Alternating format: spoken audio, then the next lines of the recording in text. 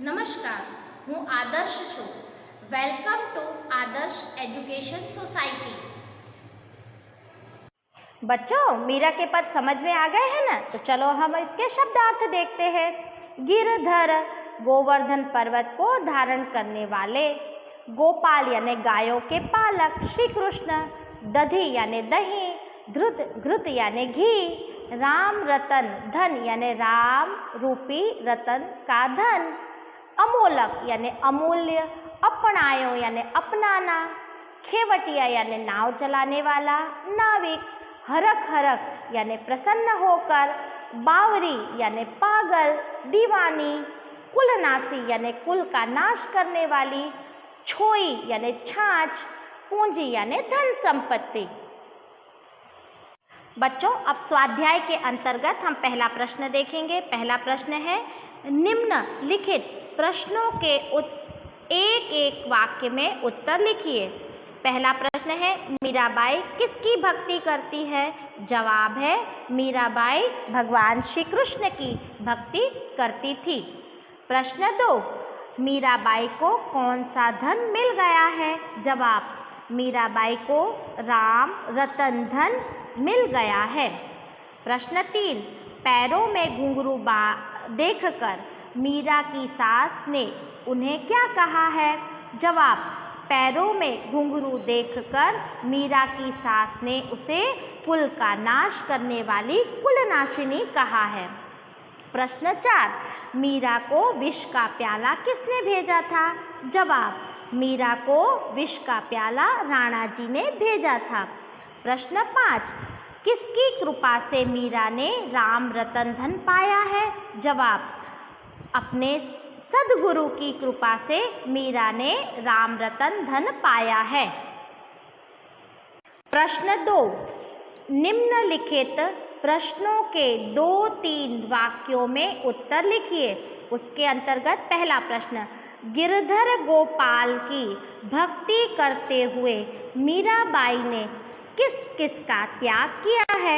जवाब, भगवान श्री कृष्ण को मीरा ने अपने जीवन का आधार या एकमात्र सहारा मान लिया है. उसके अलावा उनका इस दुनिया में कोई नहीं है, इसलिए अपना सर्वस्व उन्होंने त्याग दिया है. इसके लिए उन्होंने अपने भाई, बंधु, परिवार, रिश्ते नाते सभी लोगों का त्याग कर दिया है. प्रश्न 2, मीरा के राम रतन धन की क्या विशेषता है? जवाब, मीरा के राम रतन धन की सबसे पहली विशेषता तो यह है कि यह उन्हें अपने सद्गुरु की कृपा से प्राप्त हुआ है और यह बहुत ही ज़्यादा अमूल्य है, अनमोल है और मीरा के लिए यह उसके जन्म जन्मांतर की यानी जन्म जन्म की पूंजी या संपत्ति मानती है या उसे मिल गई है. इस धन की विशेषता है, राम रूपी धन की विशेषता है कि सबसे पहले तो वह खर्च नहीं होता है, कोई चोर उसे चुरा नहीं लेकर जा सकता है और रोज रोज इस धन में निरंतर वृद्धि होती रहती है. अब प्रश्न 3, मीरा इस भव सागर को किस प्रकार पार करना चाहती है? जवाब, मीरा अपने सद्गुरु की कृपा से या उस पर मीरा को बहुत ज़्यादा श्रद्धा है तो मीरा उनकी कृपा से इस संसार रूपी नाव में बैठकर, संसार पर सत्य के नाव है और उस संसार रूपी सागर में बैठकर मीरा अपने सद्गुरु जो उसके नाव को खेने वाला है उसकी कृपा से इस भवसागर को पार करना चाहती है. प्रश्न 3, निम्नलिखित प्रश्नों के 5-6 वाक्य में उत्तर लिखिए. पहला, भक्ति के मार्ग में कौन सा संकट आया, उससे वह कैसे पार हुई? जवाब, मीरा श्री कृष्ण की परम भक्त थी. श्री कृष्ण के प्रेम में डूबकर उसने सारी दुनिया को भुला दिया था.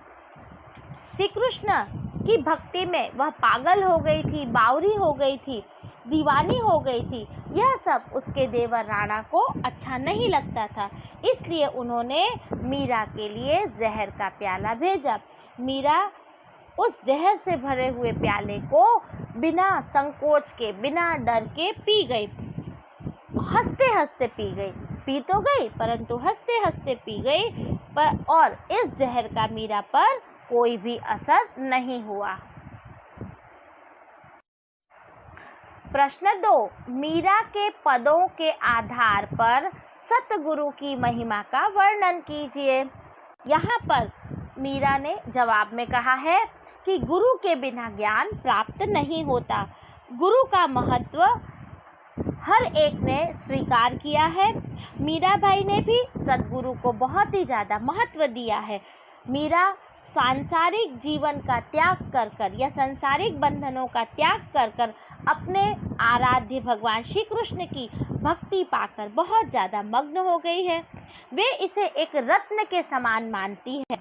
वे इस अनमोल वस्तु को प्राप्त करने का श्रेय अर्थात इसका उपकार वो अपने सद्गुरु को देती है और कहती है कि राम रतन रूपी धन है उनके सतगुरु की कृपा से प्राप्त हुआ है।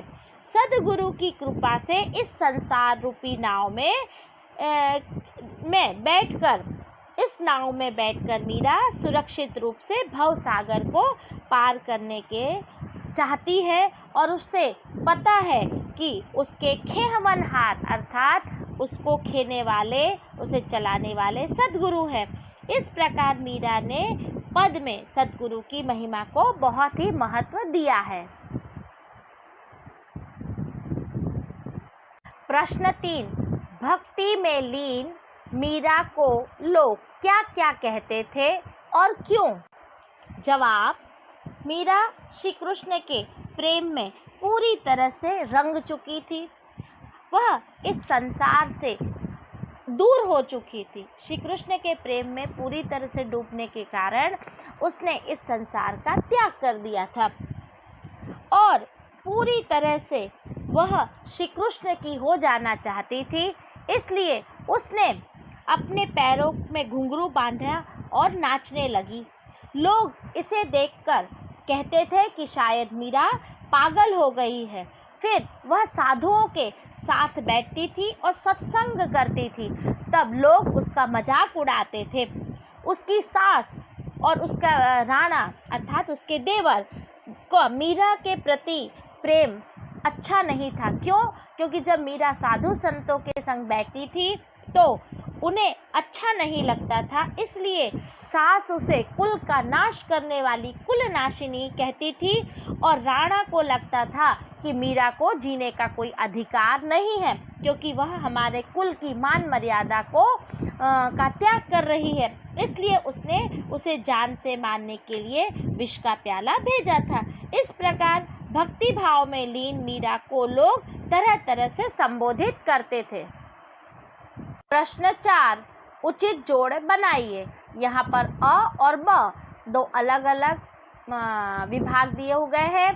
अ के साथ ब को जोड़ना है। तो पहले में भगत देखी राजी हुई, उसमें क्या आएगा? उचित जोड़।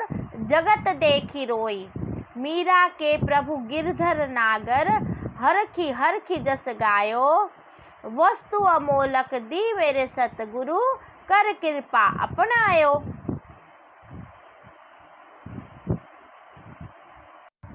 प्रश्न 5, आशय स्पष्ट कीजिए। उसके अंतर्गत पहला प्रश्न है, जन्म जन्म की पूंजी पाई, जग में सबई खोवायो। यहाँ पर इस पंक्ति का हमें भावार्थ बताना है या आशय स्पष्ट करना है। मीरा ने अपने आराध्य श्री कृष्ण की कृपा से श्री कृष्ण की कृपा उन पर बरसी है। मीरा श्री कृष्ण के प्रेम में पागल हो गई है, दीवानी हो गई है। उसे प्राप्त करने के लिए उसने अपने भाई को, बंधु को, परिवारजनों को, रिश्ते नातों को, सगे संबंधियों सबसे रिश्ता तोड़ लिया है। उन्हें तरह तरह की बदनामियां झेली हैं। संसार में रहने पर लोगों ने मीरा को तरह तरह से बदनाम किया है परंतु मीरा ने उसे देखे बिना लाज शर्म सबको छोड़ दिया है। यहाँ पर मीरा कहना चाहती है कि उसने ये जन्म जन्मांतर की जो पूंजी पाई है ना, इसके लिए उसने अपना सब कुछ गवा दिया है, तब कहीं जाकर उसे राम नाम रतन रूपी अमूल्य पूंजी प्राप्त हुई है। ऐसी पूंजी जिसके सामने कोई दूसरी पूंजी का कोई भी अर्थ नहीं है। उसके अंतर्गत दूसरा है, सत की नाव खेवटिया सतगुरु भव सागर तरी आयो। यहाँ पर मीरा इस कविता के आशय स्पष्ट में कहा गया है कि सच्चाई मनुष्य का सबसे बड़ा गुण होता है। यदि कोई व्यक्ति सच्चे मन से अपने इष्ट देव का ध्यान धरे तो उसे अपने सद्गुरु की प्राप्ति अर्थात मदद अवश्य प्राप्त होती है और वह व्यक्ति इस संसार रूपी सागर से मुक्ति पाने में उसे कठिनाई नहीं होती है। मीरा को अपने सद्गुरु पर बहुत ही ज़्यादा विश्वास था, अटूट विश्वास। कैसा अटूट विश्वास था?